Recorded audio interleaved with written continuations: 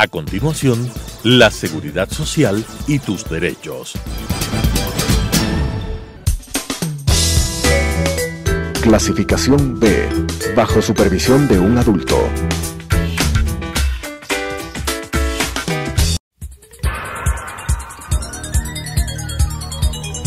Las opiniones vertidas en este espacio por la producción y dirección del programa son de exclusiva responsabilidad de sus autores y de quienes intervienen en ellos.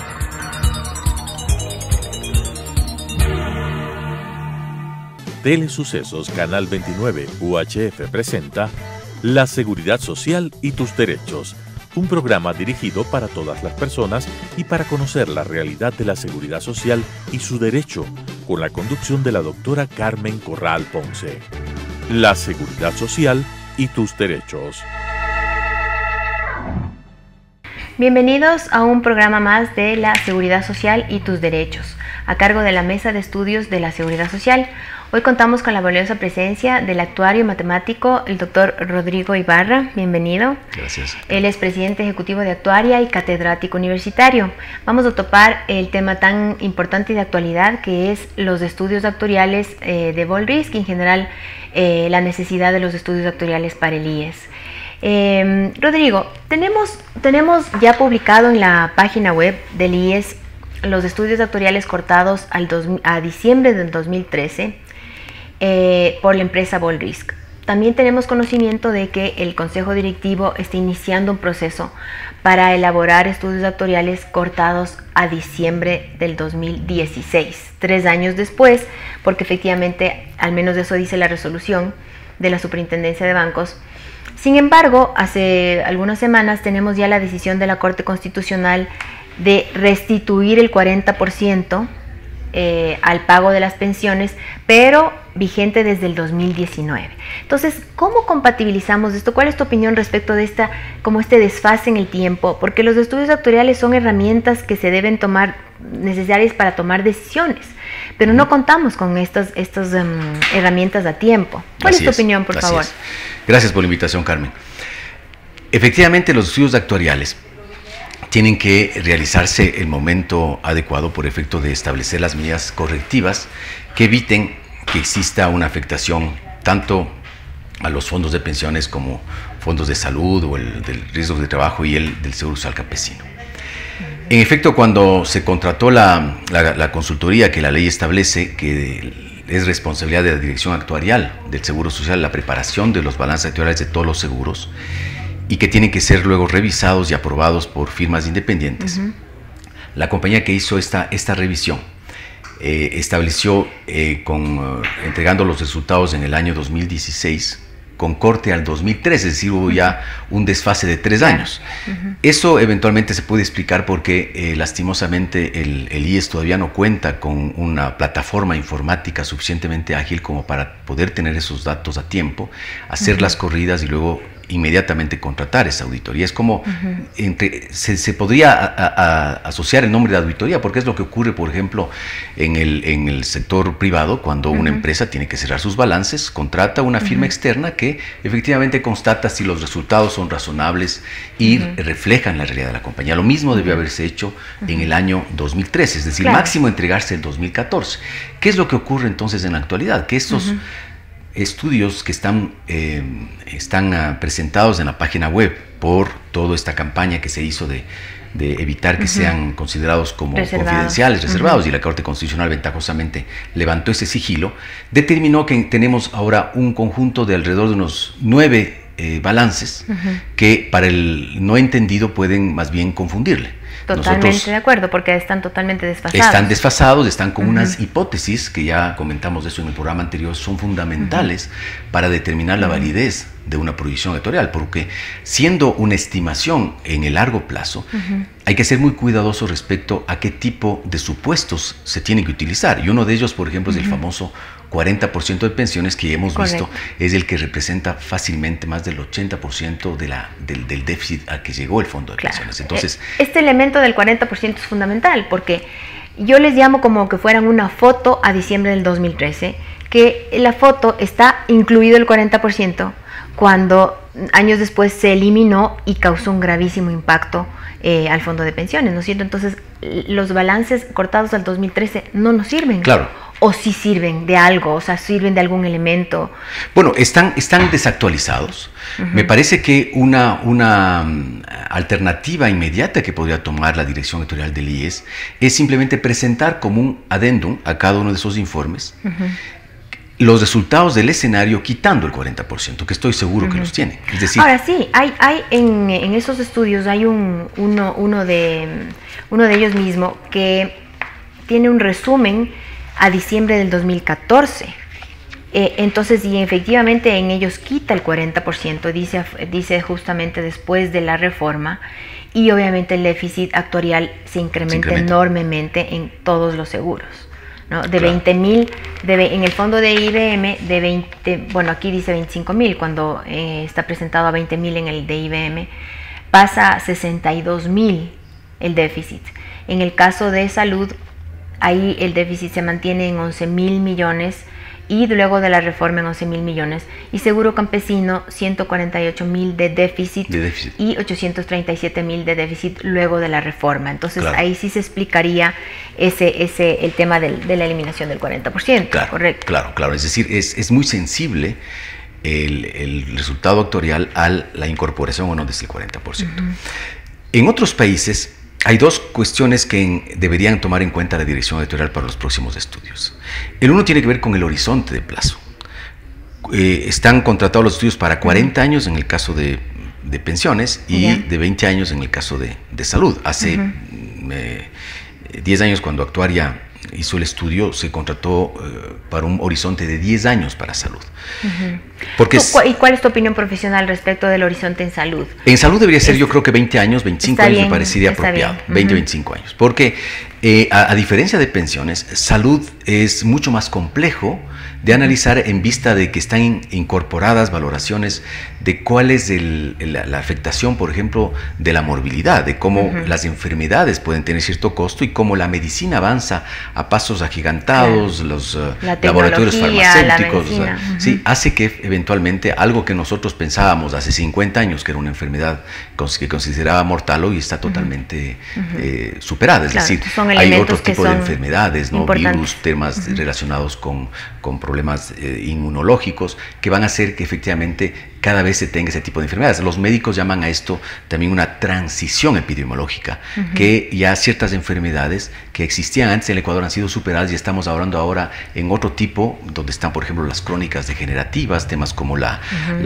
problema de la insuficiencia renal, que del resultado que nosotros hicimos en el año 2010, era una de las 5 enfermedades que más recursos consumía al Fondo de Salud. Y hay otro tipo de enfermedades como el cáncer, como el SIDA, que a diferencia de los seguros privados, como nuestro seguro de salud no tiene topes, son ilimitados, puede ser el caso de que estén existiendo ciertos abusos por parte de los afiliados y es necesario que se empiecen a controlar. Claro. Tomemos justamente el tema del Fondo de Salud. Cuando Actuaria hizo el balance, el estudio actuarial al año 2010, cortado el 2010, que también fue entregado en el año 2013, o sea, es una constante, ¿no? Pero esto es culpa del IES, que está incumpliendo con la oportunidad, porque a mí me parece que deberían estar, como tú dijiste, máximo un año atrás, pero no 3 años atrás. En todo caso, Actuaria en ese balance ya dijo que el incremento de la cobertura de los hijos de los afiliados sin financiamiento incrementaría el déficit en salud en un 200%. Así es, esto fue así, y esto se cumplió. Así es. En ese estudio preparado por Actuaria, se determinó que era urgente el empezar a cotizar sobre el sueldo para poder cubrir a los hijos hasta los 18 años de edad. ¿Por qué se vio esa necesidad? Porque se vislumbraba que los costos médicos se habían incrementado de manera agresiva y era necesario hacer una corrección. Sin embargo, desde el año 2013 que fueron entregados sus estudios, hasta la fecha no ha sido incorporado ese aumento en la tasa.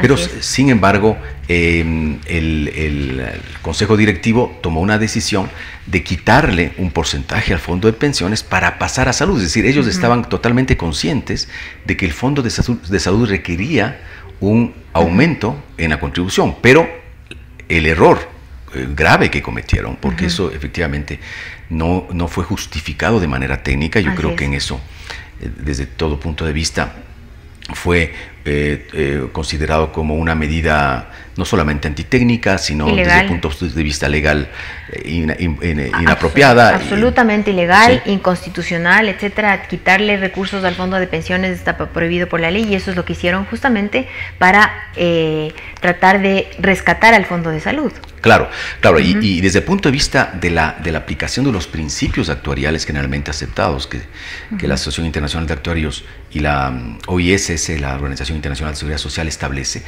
solamente cuando un fondo de un seguro tiene algún tipo de superávit, tiene algún exceso, se puede quitar una parte de su aportación por efecto de que lo ideal es que todos los fondos estén en equilibrio. Claro, es decir, eso es lo ideal. El de riesgos de trabajo, que está muy asociado con el de salud, ha tenido ciertos superávits y ahí se justifica, por ejemplo, la disminución de un 0.2, 0.3% de la contribución, porque lastimosamente, en el caso de las reclamaciones que existen por atenciones médicas cuando son producidas por accidentes de trabajo, no se carga a riesgos de trabajo, que es el seguro que debería afrontar, sino al seguro de salud. Seguro de salud. Entonces, ahí tienen, entre riesgos y salud, tienen un problema de coordinación de beneficios. ¿Cómo no? Porque efectivamente riesgos del trabajo, enfermedad profesional, accidentes, etcétera, muchos de esos se atienden en el seguro de salud individual y familiar y no hacen ese cruce. Entonces dicen muchas personas conocedoras, opinan que si es que se cruzara todo lo que realmente es riesgos, entonces habría una mejor situación de salud y podría inclusive riesgos del trabajo incurrir en un déficit. Ahora, ahí hay un tema muy importante. Tú mencionas que cuando hay un superávit se justificaría de manera técnica que se pueda, digamos, que aportar un porcentaje a otro seguro, pero en el caso de riesgos del trabajo, ese porcentaje del 0,5% estaba determinado en la ley. Entonces, la resolución 501 tiene una ilegalidad, porque por resolución le bajaron al 0,20% sin poder hacerlo. Una resolución jamás puede modificar la ley. Así es. Y eso es un tema evidentemente ilegal que no fue observado ni por la Superintendencia de Bancos ni por la Contraloría. En ese caso hay un tema muy grave ahí de la resolución 501. Ahora, volviendo al balance de salud de diciembre del 2013 de la empresa Volrisk, esta establece que el déficit actuarial de salud es 9.000 millones de dólares, ¿no? 9.000 millones de dólares. En este que te menciono, que le cortan a diciembre del 2014, el déficit para salud está en 11.000 millones de dólares, pero hay una contradicción enorme, porque como tú recordarás, el estudio que sacaron antes, el séptimo producto, que fue el que usaron justamente para el cruce de los aportes, establecía un déficit en salud para 26.000 millones. Entonces, ¿a quién creemos? O sea, es un tema muy grave, porque no sabemos qué números son los que realmente sirven para salud. ¿Cuál es tu opinión?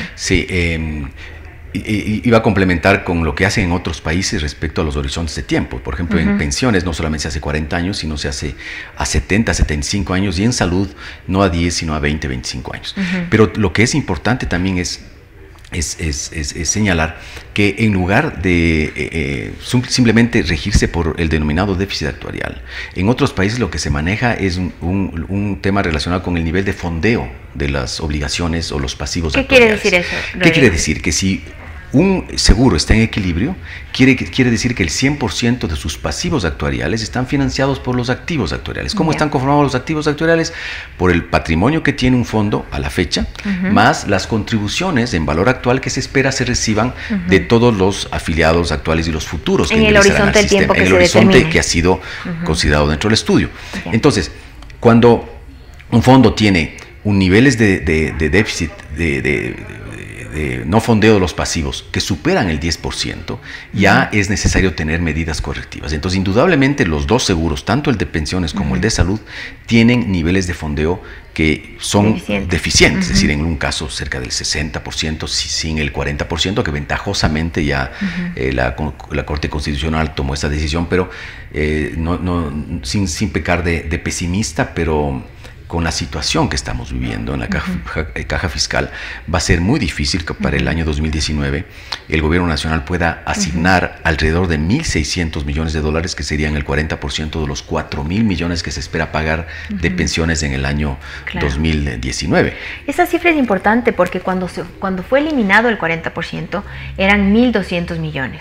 Ahora tenemos más jubilados que reciben una pensión y por lo tanto ese 40% se ha incrementado.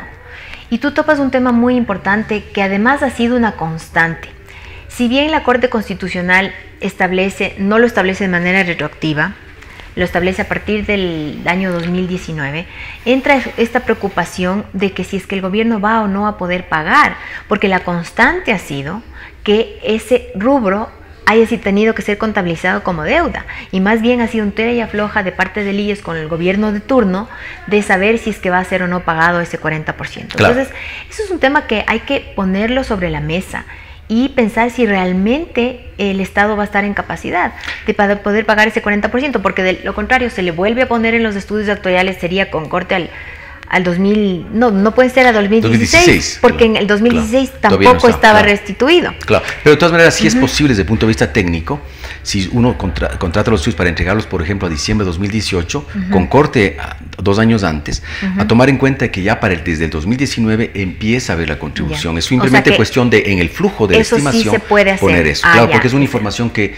uno ya posee. O sea, el actuario o cualquier persona que hace estimaciones tiene que basarse no solamente con la información estadística pasada, sino también con lo que prevé futuro, porque ¿qué es lo que debe hacer el estudio actuarial? La mejor estimación posible. Exacto. En base a la experiencia y el juicio del experto, que trata de presentarle al tomador de decisiones el escenario lo más claro posible, por efecto de saber cómo tiene que modular el esquema, tratando de hacer cierto tipo de ajustes en la tasa de aportación, en una inteligente decisión relacionada con el futuro incremento de la edad de jubilación, por ejemplo, con los convenios que se tienen que hacer con el sector privado en el caso de salud, el manejo de los medicamentos. No sé si en algún momento sea necesario revisar el tema de que algo del costo de las prestaciones médicas debería ser a cargo del propio afiliado, aunque sea un valor simbólico, porque de esa manera se estarían controlando los incrementos que son astronómicos en los costos médicos. Claro, nosotros tuvimos la oportunidad de hacer un trabajo para un seguro comunitario en la provincia del Cotopaxi, el UNOCAN. En ese seguro, que era un seguro financiado por un grupo empresarial privado y también por el aporte que hacían los campesinos de la provincia del Cotopaxi. Ellos aportaban apenas 50 centavos de dólar. Pero cuando había que hacer una reclamación, a ellos se les retenía 25 centavos, me parece que era. Es decir, la persona sabía que solamente iba al médico cuando efectivamente él necesitaba, pero no lo que ocurre con nuestros afiliados, que van, les he escuchado yo a los compañeros que comparten con nosotros, Carmen, la mesa de estudios de seguridad social, que ellos dicen que el modelo tiene que cambiar, transformarse en un modelo curativo, que es del actual, a un modelo preventivo, de lo que estoy totalmente de acuerdo. Y en ese modelo curativo, ¿cuál es el problema que existe? De que cuando va un afiliado, desafortunadamente tiene la opción de ir directamente a un hospital de tercer nivel, como es por ejemplo el Hospital Andrade Marín, cuando puede ser simplemente solucionado su dolencia en un dispensario médico.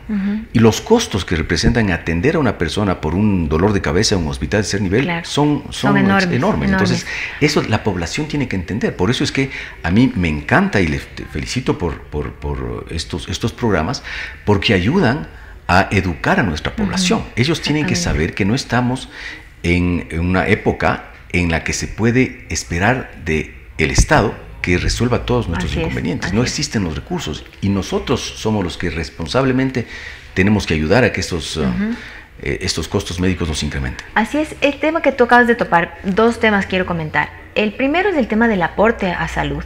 El artículo 117 de la Ley de Seguridad Social prevé que el aporte en salud sea del 10% para la atención de la familia, y el Consejo Directivo no tomó esa decisión, sino tomó la decisión de tomar recursos de pensiones, lo cual ya hemos comentado que es totalmente ilegal, ¿no?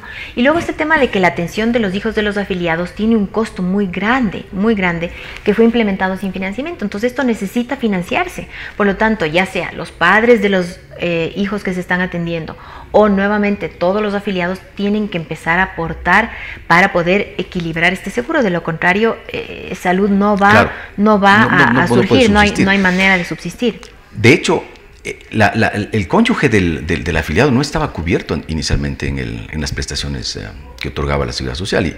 Y cuando eso se dio, la tasa de aportación, me parece que es del 3.4%, sí, fue aceptado por los afiliados, porque conocían que efectivamente si su esposa o su esposo que no estaba afiliado al Seguro Social necesitaba atenciones médicas, era justo que tenga que aportar. Y ahí sí lo hicieron de manera correcta. Lo hicieron de manera correcta porque el momento en que tú te afilias en el sistema del IES, te pregunta si tú quieres que tu cónyuge tenga atención en salud y si estás de acuerdo en aportar el 3.4%. Entonces, eso está muy bien porque efectivamente tiene un costo alto que no puede ser nuevamente subsidiado por sus afiliados activos. Entonces, si ya tienen en el sistema informático implantado eso, yo no entiendo las razones por las que el IES no estableció un mecanismo en el que igualmente tengan que incorporar una celda adicional de diga, y si usted tiene hijos menores de 18 años, está dispuesto a aportar el 3, el 4 o el 2%, lo que digan los análisis. Y hay una resolución del Consejo Directivo, que en este momento se me va el número, me parece que es 200 algo,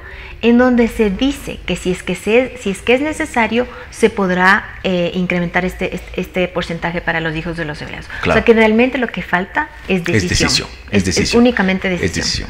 Me parece que ha existido en estos 10 años tal vez una presión tan grande por efectivamente disponer de cierta cantidad de recursos, por ejemplo ahorrar al Estado el 40%, y esto estamos pagando las consecuencias actualmente, pero el Ecuador tiene que superar estas circunstancias. Es decir, hay países que han pasado por situaciones mucho más graves que las nuestras en el tema de la afectación a los sistemas previsionales, por ejemplo. Y han salido adelante. Temas como, por ejemplo, cuando ocurrió la Guerra Civil Española o cuando hubo la crisis del sistema previsional en los años 70, 80 en España con la Segunda Guerra Mundial. Es decir, los países tenemos que salir adelante. Lo importante es que la gente y los trabajadores y los empleadores tomen conciencia y no dejen pasar mucho tiempo. Es decir, le asignen a la Seguridad Social la importancia que merece, porque todos vamos luego en algún momento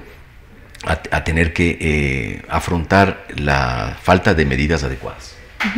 Rodrigo, el otro tema que quería comentar antes de que se nos acabe el tiempo es que tú dices que el experto actuarial puede prever en el momento que realice el estudio elementos que ya conoce que vendrán a futuro. Entonces, efectivamente, en el que estaba cortado a diciembre del 2013, tenía que haber previsto que ya estaba eliminado el 40%, porque lo presenta 3 años después. Sin embargo, no se lo hizo, ¿no es cierto? Entonces, por eso es que a mí estos estudios actuariales del año 2013 me dejan un mal sabor, porque no representan ninguna de la realidad que estaba viviendo el IES.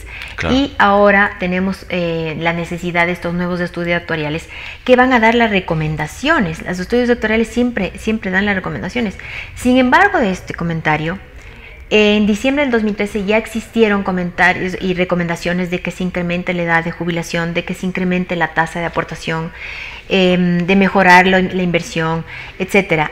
¿Tú crees que estas medidas se vienen para el fondo de pensiones? Sí. Es importante que la población, no de una manera, digamos, abrupta estos incrementos, porque la población tiene que prepararse para efectivamente aceptar los nuevos requisitos. Pero ya cuando en el año 2001 con la Ley de Seguridad Social se hizo el análisis respecto a la expectativa de vida y la gente estuvo completamente clara en que a medida que el tiempo transcurre, el número de años que una persona le quedan por vivir cada vez es más alto y por lo tanto los fondos de pensiones tienen que alinearse con esta realidad. Tiene que incrementarse de manera progresiva. Países como Estados Unidos, como Japón, establecen en sus regulaciones que cada 5 años, cada 3 años aumenta un año más la edad de jubilación y por lo tanto las personas se van preparando. Pero esto tiene que ser analizado de manera técnica y que dé de confianza. Me parece que un estudio actuarial tiene que tener la menor cantidad de cifras posibles para evitar que haya la posibilidad de que alguien pueda malinterpretar y presentar para el experto, alguien que quiera ya entrar en profundización, escenarios de sensibilidad, pero no como parte fundamental de ese informe. Ese informe debería tener una sola cifra, que particularmente debería ser el nivel de fondeo y, en algún caso, para las personas que están acostumbradas al déficit actuarial, un solo déficit, pero con el escenario que esté vigente. Es decir, si ya existe el 40%, debe tomarse en cuenta que a partir del 2019 tiene que hacerse eso. Y el estudio tiene que servir para que los directivos del IES tomen decisiones, pero me parece que los estudios no logran convencer con base a sus resultados cuál es la realidad que tiene actualmente el Fondo de Pensiones y el Fondo de Salud. Así es, Rodrigo, se nos ha acabado el tiempo, nos queda nuevamente temas por conversar en esta materia, así que nuevamente esperamos contar con Rodrigo en las próximas ocasiones, y a ustedes, amigos, muchas gracias por su atención. Las opiniones vertidas en este espacio por la producción y dirección del programa son de exclusiva responsabilidad de sus autores y de quienes intervienen en ellos.